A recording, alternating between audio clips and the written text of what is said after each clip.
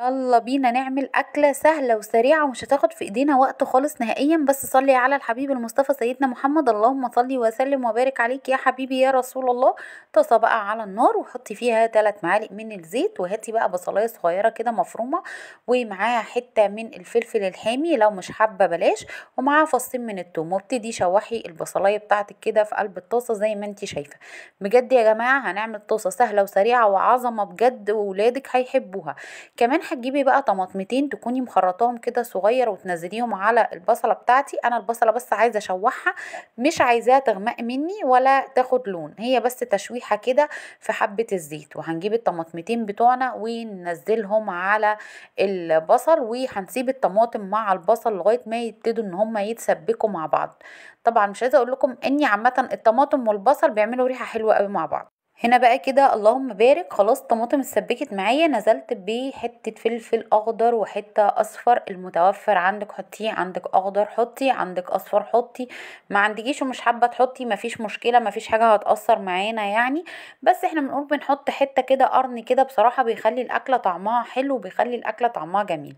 خلاص وهنقلب كله كده في قلب بعضه، وهنجيب بقى معلقه صلصه كده صغيره وننزلها عليهم، وهنسيب كل الكلام ده كده لما يتسبك مع بعض. ولاحظي ان انا لغايه دلوقتي ما حطيتش اي بهارات خالص، تمام.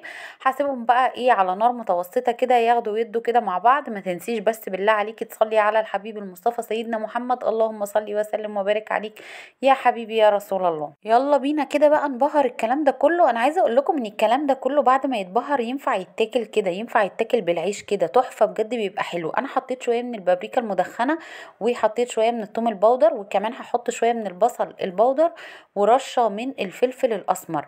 بصوا بقى زمان كانوا ساعات بيعملوا الاكله دي ويحطوا لها فلفل حامي وياكلوها بجد تحفه. يعني كانت بتبقى حلوه قوي قوي. انا اعرف يعني حد قريب امي كان بيدق الثوم بالفلفل وبالملح وبيحشيه سندوتشات وبياكله. فبجد بجد كده تنفع تتاكل، كده والله العظيم تنفع تتاكل عظمه. بس احنا لسه هنكمل مع بعض علشان نخلي الولاد هما اللي ياكلوها. تمام، قلبت كله كده مع بعضه. خلاص عرفنا البهارات اللي احنا حطيناها، فاضل الملح. هننزل بالملح بتاعنا ونظبط الملح بتاعنا. يبقى حطينا بابريكا، توم باودر، بصل باودر، وفلفل اسمر، والملح، ما حطيناش حاجه تاني اكتر من كده. وقلب قلب قلب، وتعالي شوفي بقى هنعمل ايه مع بعض.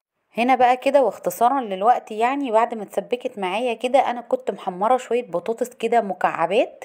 انتي بقى ليكي حريه بقى ايه الاختيار، تعمليهم مكعبات، تعمليهم صوابع، تعمليهم دواير، زي ما انتي عايزه. بصي هننزلهم بقى كده، ونبتدي بقى نقلب كل ده كده في قلب بعضه، ونسيبه حوالي بالظبط من 10 دقايق كده ل7 دقايق بالظبط. وهقولك هنعمل ايه تاني. هنعمل خطوه هتخلي الولاد ياكلوا الطاسه دي، بصي بسرعة جدا جدا. ولو مش عايزة تحطي حامي زي ما انا حطيت كده في اول فيديو ما تحطيش.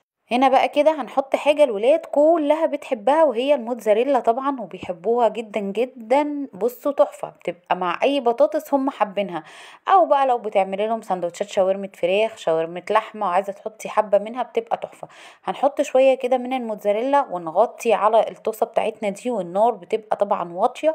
وبعد كده نعري على الطاسة ونشوف الجمال. ويا جماله يا جماله، بصوا بقى حاجة كده بسم الله ما شاء الله، بجد الطعم تحفة جدا مع الجبنة بقى، مع التسبيكة، مع الفلفل.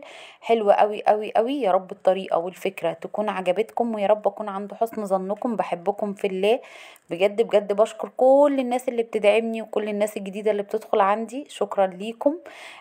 بصوا يعني ده تشجيع حلو قوي قوي منكم. انا بجد بفضل ربنا طبعا، ومو بفضلكم ان شاء الله باذن الله هوصل. عندي ثقة بالله كبيرة جدا، واقول لكم السلام عليكم.